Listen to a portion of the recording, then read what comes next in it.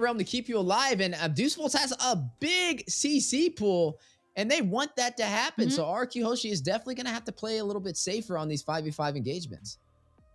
Yeah, they got that Faramis too, like all of the answers towards a Faramis. You got the Ruby to tug it in, you got the Guinevere to set up the place. Now they still need someone to go in the jungler, someone for Magister to pick up. There's still the Martis here, like kind of like an anti-CC for their side. Great early game. The Nolan's already out. I was actually thinking about Deus Vult actually picking that up, but this actually leaves in like only a few options here. And there you have it, right on cue. Just like I mentioned that the Martis is going to be an anti-CC. A great early game from Deus Vult. They pick it up here.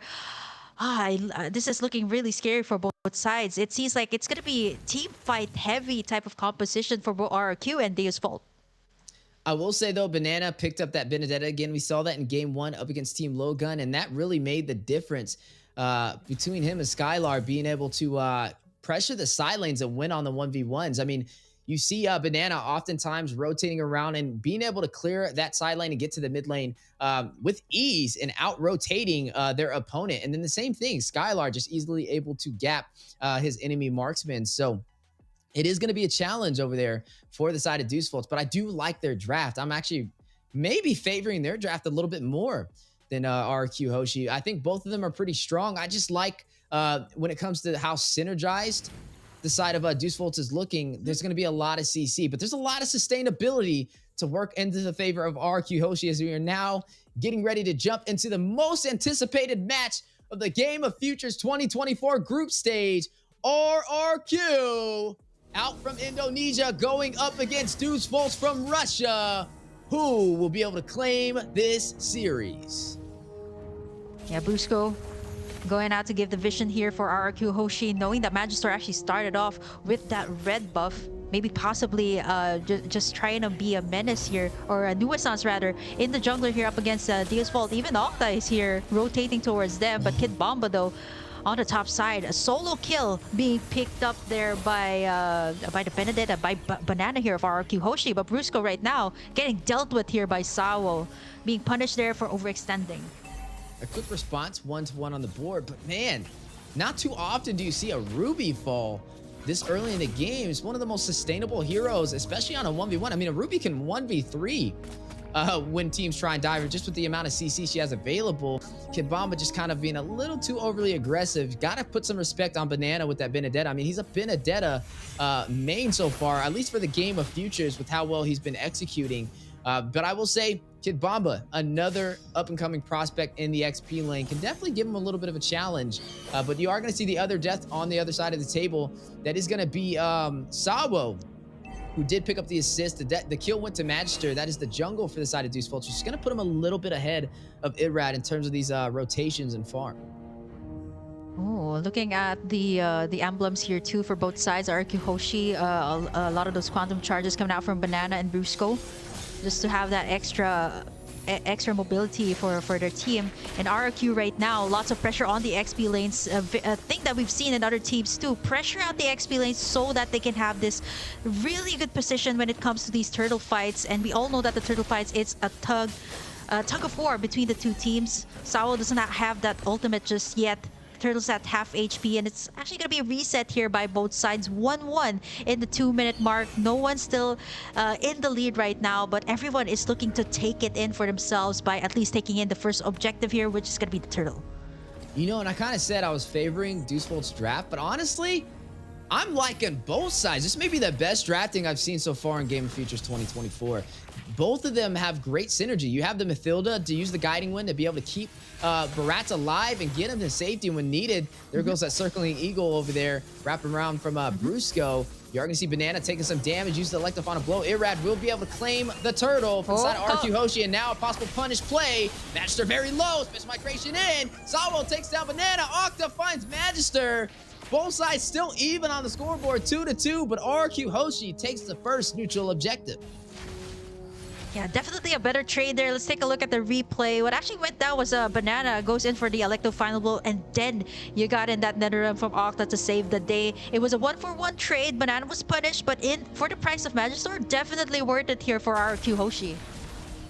Yeah, definitely worth it indeed. But it's still pretty even in terms of the economy. You're looking at RRQ Hoshi leading by about 700 gold. Keep in mind, this is one of the top regions in MLBB, Indonesia. Deus Vult's definitely having a lot to prove here on how far they have came as a region from Russia, right? They placed 4th place inside of M5, taken down by Blacklist from the Philippines, but now gonna go ahead and show Indonesia what they're about. RRQ Hoshi looking stronger than ever, though. With that first neutral objective, we'll go ahead and give them a massive XP boost and a good start for the early phase. Looking at the side laner, Skylar is going to be running this Nathan, going up against Hiko on this Claude. Both of them late game damage dealers, but definitely can hit very hard if both teams can scale. So I would say needing to kind of put some pressure in the gold lane would be a really good start for either side if they want to try and take advantage, at least for the early game, and have mid control. Yeah, there's a lot of potential here too for split pushes coming out from RRQ. They got the Benedetta. They also got in that Nathan. But there you go, Irad getting in Sunset Lover there. Nice setup there by Brusco to enable that play coming out from RRQ Hoshi. This is big, especially before the turtle fight. You don't have the vision coming out from the Novaria, and this is something that they definitely need right now because you see the zoning that Banana has been doing, and at the same time the Netherrealm to keep everyone healthy when it comes to these team fights. Magister are going to be starting it up. Let's take a look at the items here. So far, we actually see the Claude here. Hiko actually picking up the corrosion side, and for Nathan, it's a very early pickup on the penetration boost. So he actually wants to go in for that magic burst damage, and then to add it all up, I think he's building up that Holy Crystal for his next item. Ooh, special migration with the knockup. Astro Echo going down from Sunset Lever, forcing out the Netherrealm. Everybody's still intact though. Turtle does get reset. Both teams still fighting it out. Det is welcome connected. Irad for the stun on the wall. Kid Bomba trapped. Gets petrified. Like for Banana, but Kid Bomba able to get out in time. Big play, huge evasive maneuver, and Kid Bomba able to sustain himself. Both teams still fight it out. Turtle at about 50% HP. You know, it's funny enough when you see Mathilda grabbing up Irad, I don't call it a drive-by. It's a fly-by with how they can get the setup. But Banana will find Magister over there, gets one, and another Turtle going to RRQ Hoshi, and now leading by 2 kills. Irad, though, out of position. May need to get back. Brusco, Octa trying to get him to safety. Guiding Wind, able to slide out of there. The stun, though, Octa going in, trying to deal some damage. Will be able to escape. A good save for RRQ Hoshi. Yeah, gets that guiding wind out, and this is exactly why the Matilda is the most picked, most banned currently in Case of the Future. Even though with the adjustments that were made to it, it still provides that kit that the team needs, but especially since the team fights right now, it's so much more evident than the previous patch. You got all these heavy CC, the Rubies, the Minotaurs that seem to be the prio pick here of a lot of the teams, and with the Matilda, it just provides so much shield. You see how much Irad was taken in earlier, and with that guiding wind, just like that, he was able to escape that clash. You see how fast the turrets are being pushed here over at the top side and the bottom side. The same case that happened also for Burmese Fools. The space that is being given here right now. Look at all the creeps. It's being taken away here by RRQ Hoshi up against Magister that has been picked off twice already in this game. Yeah, RRQ Hoshi just way quicker to these objectives, putting Deus Vult in an awkward position. Hiko very low. Skylar rushing in, able to deal the final blow, and gets back out to safety with the power of Entropy. 5-2 on the scoreboard, and now up by 4,000 gold. You did see Irad pick up the blade armor too, already prepping for Hiko as he gets a couple more of those core items, such as that golden staff Magister to deal those basic attacks. But Magister rushing in is going to use the mortar coils. Oh, Brusco very low. Violet Requiem for the double setup. Magister hits the decimation, takes down Octa. Irat's still alive. Linebacker now may be able to go in, but Rat's very low. We'll go back to Skylar, finds Sunset Lever from afar. 6-3, RRQ Hoshi leading the early game. Let's take a look at that replay. Nice circling eagle there for from the side of RRQ Hoshi.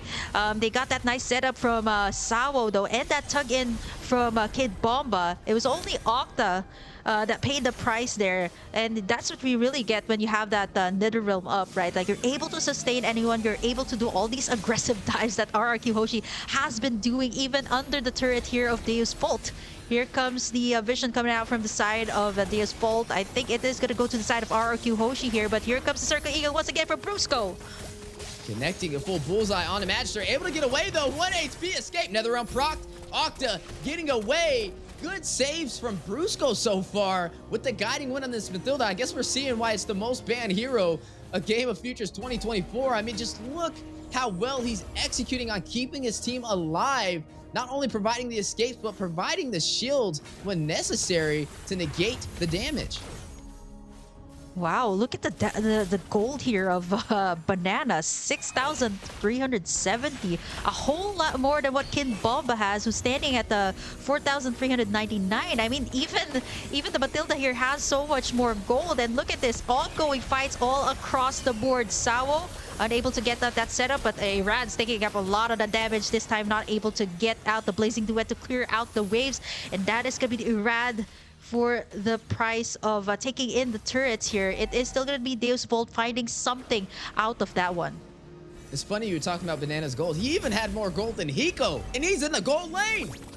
That just shows you how well Banana is performing today, as you are going to go ahead and see the Lord take the tier 2 turret on the bot side. The map opening up for the side of RRQ Hoshi, claiming majority of the real estate for Deus Vult so far, having a hard time responding, and now down by 5,000 gold. Highest kills on the game is a tie between Skylar and Banana. A battle from the side laners, who we mentioned having such a strong game, especially when they went up against Team Logan. They had a hard time just beating them on the one-on-one matchups in the side lanes, and this is where RRQ Hoshi thrives. You're able to see Skylar often be able to beat his opponent in that lane, and the same thing with Banana running the Benedetta, able to out-rotate. But speaking of rotation, Sawo checks the nice push. setup. Fish migration in for the setup, and now the Netherrealm response from RQ Hoshi, full sending it. Kid Bomba very low, gets away, but Banana elect the final blows to safety, and neither side will find any casualties.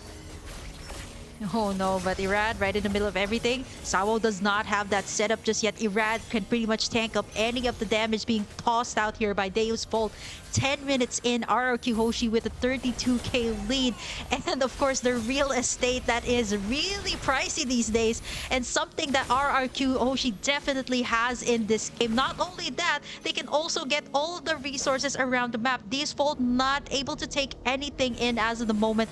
And 30 seconds in, we're going to be seeing the first Slaughter Gate spawn in the Land of Dawn. As for Deus Vult, they really need to have these nice setups coming out from Kid Bomba or Sawo here, and so far they've been getting it. But what's really hard is Octa's been popping in that Netherrealm, which is kind of like everybody's health is all the way back up to full, so pretty much nullifies what the setups are doing. But what they really need right now is going to be the Blazing Duet coming out from Hiko. I saw that he actually picked up the Demon Hunter sword already, maybe going in for the Golden Staff for his next item, so he should be able to dish a great amount of damage once it at least reaches the 15 mark of the game. But RRQ Hoshi is not letting up.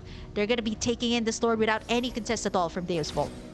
And Deus Vult needs to watch out for Skylar. He's already 2,000 gold ahead of Hiko. I mean, you see how fast he shredded down that Lord, and that's just kind of a little bit of a preview on what he's going to be able to do if it comes to these 5v5 engagements if Deus Vult is not careful. Now, they need to find a way to turn this around, right? It's not too far out of the ballpark yet for them to have a chance to turn this game in their favor, but they may have to start playing for the late game. I mean, you're seeing this Lord crash in. They're down to their inhibitors already at the 12-minute mark, and RQ Hoshi going in for blood. Sawa has to use special migration to get out, but Skylar will find Kid Bomba on the top side. Elect to find a blow. There's the petrify for the stun. Jorgen sees Blaze Duet forced out. Skylar will find the inhibitor, opening up the base for the Totus will come. Now the counterplay. Magister very low. Netherrealm going down. Skylar with the mega kill finds Magister. 2 members down for Deus Vult, and the base has been cracked open. RQ Hoshi completely dominating this last 12 minutes. Oh, it's only Sunset Lover, Sawo, and Hiko left to defend. Can they make it? There's a lot of minions coming in here, crashing in the base of Deus Vult. They still got that Blazing Duet though. Can they defend this one? 12 minutes in, RRQ Hoshi just taking it in. Kid Bomba with a nice tug, but there comes the clap back here from RRQ Hoshi. Banana! Wow, 2 for the price of none. RRQ Hoshi. Everyone's still alive right now. Yeah, but the Astro Echo does connect, providing a lot of slow on RQ Hoshi, but they're still taking the fight to their home turf. They're not pulling no punches today, as they're going to try and go in for some more. Looks like they want that last inhibitor turret. It may fall. Deus Vult trying to contest, giving it their all, but RRQ Hoshi holding that Indonesian flag high, letting them know, Viva RRQ. Deus Vult's definitely need to find a way to turn this around. 11.3k for Skylar here, and Hiko standing at 9,000. Yes, he does have the core items here of the Claude, but the timing here of the Netherrealm too is something that they have to watch out for, not to mention the free hits here of Skylar, who hasn't been shut down just yet. 401 rather on the Nathan. 45 seconds in, one more Lord here could actually be it here for the side of Deus Vult. They got the Nathan here. They got the Barretts to tank everything up, not to mention the shields that Brusco have been providing. Iran has already picked up that immortality, so kind of gearing up for that final fight here up against Deus Vult. The seal play has been called out though. Special migration for the knockup. Debt is welcome going down. Sawo taking some heavy hits, is going to be able to get out to safety, making the most out of the Guinevere with engage and disengage from that spatial migration. But now look at RRQ Hoshi already on to the next objective. They've been doing this entire game. That hive mentality, everybody moving as a unit. Gonna go in for this Lord, and Deus Vult's not in a position to contest, but they may try to, as look at Kid Bomba thirsty for a set. He needs to open this up for Deus Vult if they have a chance. He has the I'm offended ready, but can he get it? He's gonna use it. He finds Brusco, but is that the target he really wants? Brusco able to get away. That is Banana the from the Matilda, back, not the target you want. Banana wrapping around the backside. Electrified a blow. Goes down the blazing duet from Hiko, connected to the members of RRQ Hoshi, but not dealing massive damage.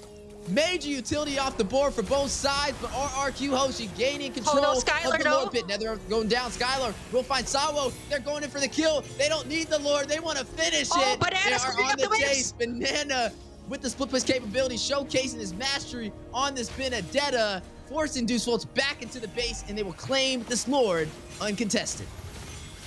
You see how RRQ Hoshi was just baiting out all of those ultimates, baiting those purifies from the side of Deus Vult, so they don't have anything once they head into the Lord fight. It was a free Lord for RRQ. Banana even cleared out that wave on the mid side just to make sure that the minion waves will go to the side of Deus Vult, pressuring them to go back to their base. 15 minutes in, 50,000 for the side of RRQ Hoshi. It's almost an 11k lead for the Kingdom, and they're looking to take in this first game up against Deus Vult. Here comes the Lord. 50-minute marks, the enhanced Lord for the side of RRQ Hoshi. The only thing here for Deus Vult to do is to have that setup, but right now the mobility, the shields that is being provided here by Brusco is not something that they can easily deal with. Here comes this setup from the side of Sawo, but Brusco comes in with a clapback. Yeah, Astro Echo will connect too as well. Forcing out the Netherrealm. Octa gets killed. Skylar finds Cywolf. You're going to go ahead and see the Blazing Duet go down. Lord almost bursts it out of the game, but makes his way to the base. Crystal, 50%. Octa gets a double. Takes out Kid Bomba. 10%. Skylar finds Hiko, and down goes the base. Viva RRQ takes game one up against Deus Vult in group stage. Winners match. My goodness, what a show.